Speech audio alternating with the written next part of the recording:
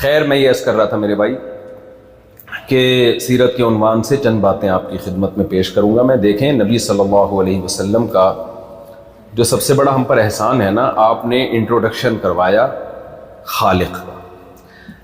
اس کائنات کو کسی نے بنایا ہے کہ نہیں بنایا، بنانے والا کون ہے، وہ ہم سے کیا چاہتا ہے. دیکھو میں ایک ٹاپک کو بہت دفعہ دہراتا ہوں، بعض لوگ بور ہونے لگتے ہیں، مفتی صاحب اسی ٹاپک کو ریپیٹ کرتے رہتے ہیں، لیکن جو بات ہمارے لیے ضروری ہے نا اس کو بار بار ریپیٹ کیا جائے گا.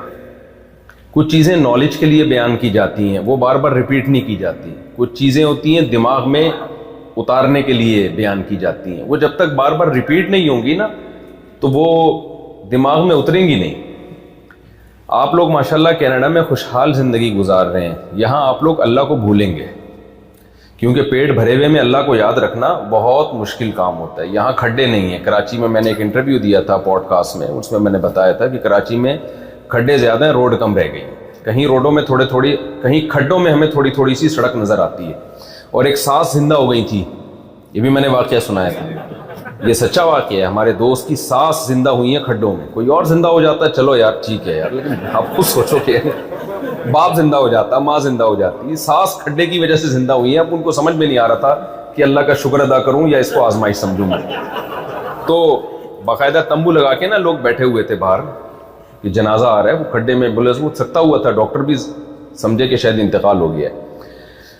تو ہمیں جو ہے یہاں آپ لوگوں کو کوئی، میں ابھی اتنی دور سے سفر کر کے آیا، کوئی کھڈا مڈا نظر نہیں آیا، بالکل سکون کی زندگی، گرد و غبار نہیں، کوئی مٹی آلودگی اور اس ٹائپ کی ٹینشنیں نہیں ہے. علاج ولاج بھی سنا ہے فری میں ہی ہو جاتا ہے.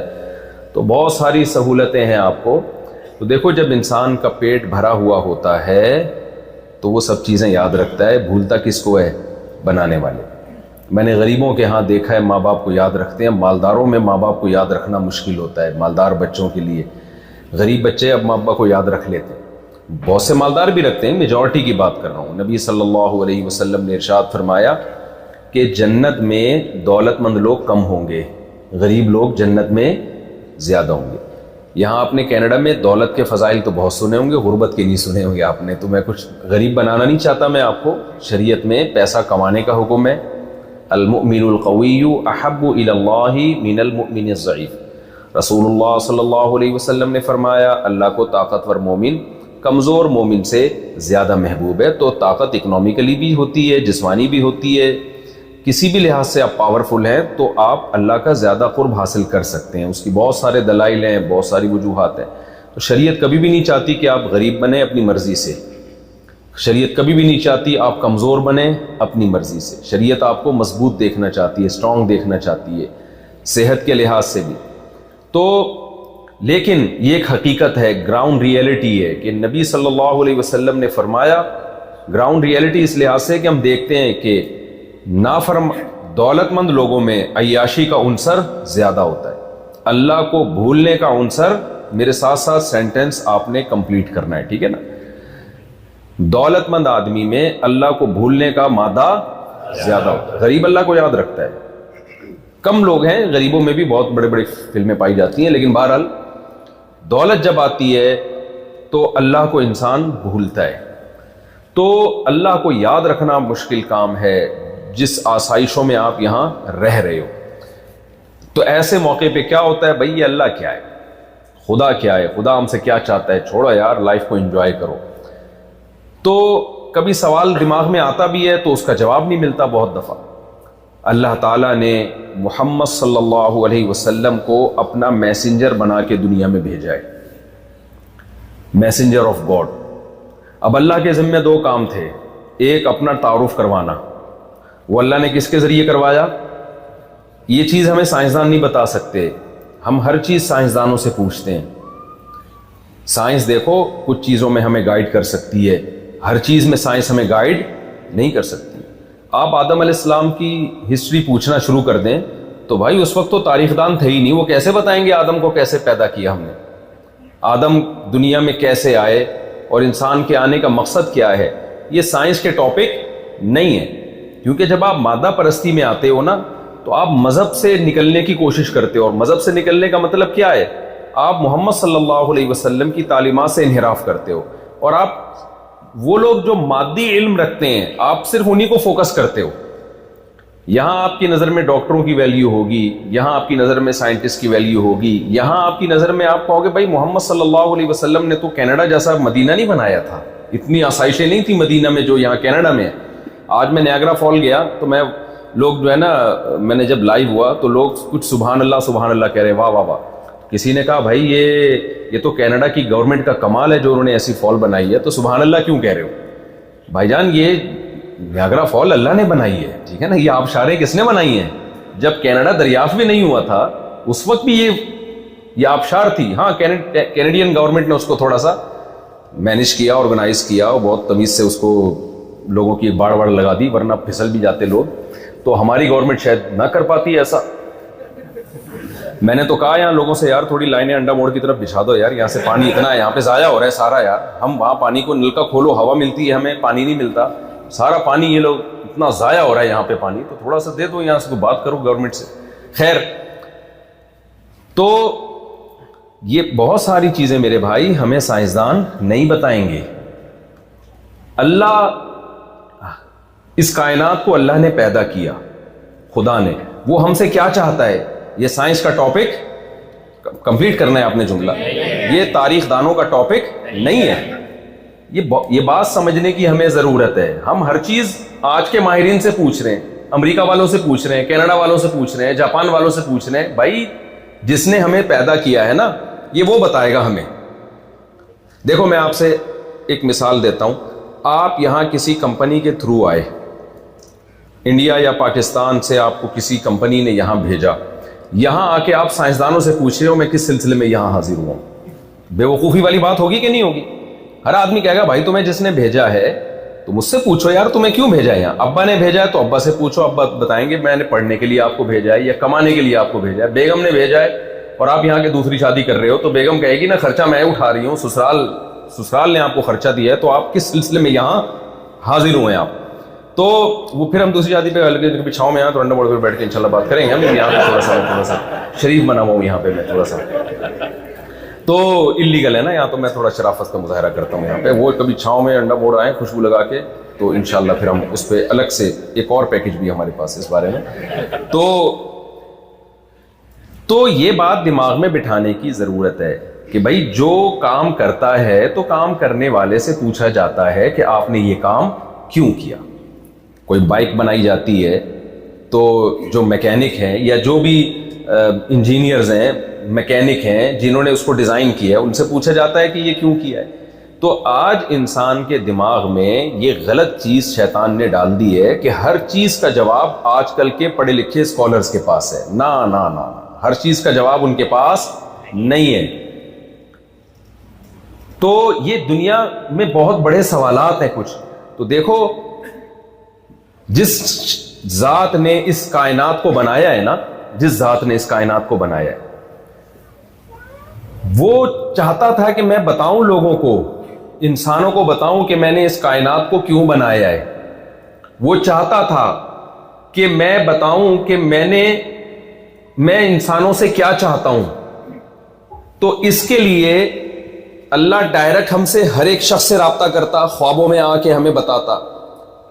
اللہ کہتے ہیں کہ نہ ما کانا لبشر ان یکلمہ اللہ الا وحیا او من وراء حجاب او یرسل رسولا. اللہ کہتے ہیں انسان کی یہ طاقت نہیں ہے کہ ہر شخص ڈائریکٹ مجھ سے ہم کلام ہو. میں خدا ہوں, میں گاڈ ہوں, میں اللہ ہوں. میں انسانوں سے کیا چاہتا ہوں, میری عادت یہ ہے کہ اس کے لیے میں کسی انسان کی سلیکشن کرتا ہوں, اس کو اپنا میسنجر بناتا ہوں, اس کو پیغمبر بناتا ہوں, پھر وہ میرا پیغام انسانوں تک پہنچاتا ہے. بات سمجھ میں آئی یہاں تک؟ تو اللہ کے ذمے, اللہ نے جو اپنے ذمے کام لیا ہے نا, ایک یہ کہ اللہ ہم سے کیا چاہتا ہے, وہ اپنا پیغام ہم تک پہنچائے تاکہ ہمیں پتا چلے کن اصولوں کے تحت ہم نے زندگی گزارنی ہے, کن چیزوں کو کرنا ہے اور کن چیزوں سے بچنا ہے. اس کے لیے اللہ کیا کرتا ہے؟ انسانوں کی سلیکشن. پھر اللہ کے ذمے دوسرا کام یہ ہے جو اللہ نے اپنے ذمے لیا ہے, وہ یہ کہ جس انسان کو اللہ اپنا پیغام لوگوں تک پہنچانے کے لیے سلیکٹ کرتا ہے، اللہ کے ذمے ہے کہ دلائل کے انبار لگا کر یہ ثابت کر دے کہ یہ واقعی میسنجر ہے، یہ جھوٹ، میری طرف جھوٹ کی نسبت نہیں کر رہا ہے۔ تو اللہ نے یہ دونوں کام کیے ہیں۔ اللہ نے آدم علیہ السلام، پہلا انسان جو ہے نا وہ پیغمبر ہے۔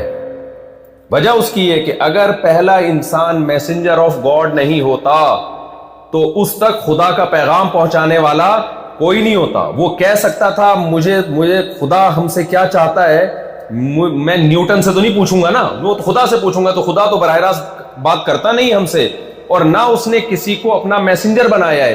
تو میں پشتو میں کہتے ہیں اخپل طریقے سے زندگی گزاروں گا۔ پھر میں کیسے زندگی گزاروں گا؟ میری مرضی، کیونکہ میرے پاس خدا کی طرف سے کوئی گائیڈنس نہیں ہے، لہذا میری مرضی، میں جو مرضی کروں۔ میں خود اخلاقیات کو متعین کروں گا کہ کیا اچھا ہے کیا برا ہے۔ آپ بتاؤ، جب انسانوں کے حوالے ہم کر دیں کہ اچھے اور برے کا کرائیٹیریا آپ خود متعین کرو، تو انسان مفاد پرست ہوتا ہے کہ نہیں ہوتا؟ مجھے بتاؤ، اللہ نہ کرے میں اگر شراب کا عادی ہوں اور مجھے پتا ہے میرے بس کا نہیں ہے شراب چھوڑنا، میں کبھی شراب کو اخلاقی طور پر برا کہوں گا کیا؟ اگر ہم انسانوں کے حوالے کر دیں نا کہ انسان بتائے کہ کیا اچھا ہے کیا برا ہے، تو انسان میں دو عدد فالٹ ہیں۔ ایک فالٹ یہ ہے کہ انسان کی عقل محدود ہے، لامحدود نہیں ہے۔ انسان کی عقل میں غلطیوں کا امکان زیادہ نہیں بلکہ بہت زیادہ ہے۔ بہت دفعہ انسان کی عقل غلطی کرتی ہے۔ وجہ کیا ہے؟ ایک حد تک آپ سوچ سکتے ہیں، انسان کو اللہ نے جتنی طاقتیں دی ہیں، مجھے بتاؤ لامحدود ہیں یا محدود ہیں؟ آپ وزن اٹھا سکتے ہو ایک حد تک، زیادہ اٹھاؤ گے آپ کا بازو ٹوٹ جائے گا۔ آپ ایک حد تک چل سکتے ہو، اس سے زیادہ آپ چل، بولو ادھر میری طرف، میں آیا ہوں آپ سے بات چیت کے لیے۔ وہاں کیا دیکھ رہے ہیں آپ لوگ؟ بھائی یہاں کو جو ہے نا جو بھی ایکٹیویٹیز ہو رہی ہیں ان کو روکو۔ بیان کے دوران جب بھی کوئی ایسی محراب میں کچھ ہو رہا تو سب ادھر دیکھنا شروع کر دیتے ہیں، وہ سمجھتے ہیں شاید کوئی نئے مولانا صاحب آئے ہیں بیان کے لیے، تو اس سے بیان کنٹینیو نہیں رہتا۔ تو آپ جو ہے دیکھو، دماغ کی کھوپڑی سے بات نکل گئی، میری دماغ ایک طرف چل رہا ہوتا ہے، پھر وہ ذرا سے دائیں بائیں ہونا تو وہ گڑبڑ ہوتی ہے۔ ہاں میں اس کر رہا تھا، آپ چلتے رہو، ایک وقت کے بعد تھک جاؤ گے، ظاہر ہے۔ شادیاں بھی کتنی کر لو گے؟ 4 سے زیادہ، اس کے بعد تھک جاؤ گے نا۔ آپ بولے گے بس بھائی اسے 4 شادیاں میں نہیں ٹھیکے، میں نہیں ٹھیکا لیا ہوا ہے کیا؟ تو اس پہ بڑے لطیفے ہیں، کبھی انڈا موڑ آئیں گے نا خوشبو لگا کے، بہت سارے لطیفے ممبر پہ سنانے کے نہیں ہوتے۔ تو ایک بہت ہی باریک سا لڑکا نا میرے پاس آیا کہ مجھے میں 4 کروں گا۔ میں نے کہا آپ کے پاس بیلنس نہیں ہے، میں نے کہا آپ کے پاس بیلنس نہیں۔ تو خیر، تو انسان کی جتنی بھی صلاحیتیں ہیں، کوئی بھی صلاحیت لامحدود نہیں ہے۔ تو عقل بھی تو ایک طاقت ہے نا انسان کی، بھائی کیا وہ لامحدود سوچ سکتی ہے کیا؟ تو یہ کیسے ممکن ہے کہ انسانیت کو انسان کی عقل کی بھیٹ چڑھا دیا جائے؟ ایک گڑبڑ تو یہ۔ دوسری بات یہ کہ انسان جب عقل سے سوچتا ہے تو اکثر اپنی خواہشات سے مغلوب ہو کے سوچتا ہے۔ آپ کو پتا نہیں ہے جتنے چرسی، جتنے ہیروئنچی دنیا میں پائے جاتے ہیں، کیا انہوں نے اپنی عقل استعمال نہیں کی تھی؟ ہیروئن پینے سے پہلے، نشہ کرنے سے پہلے کی تھی استعمال۔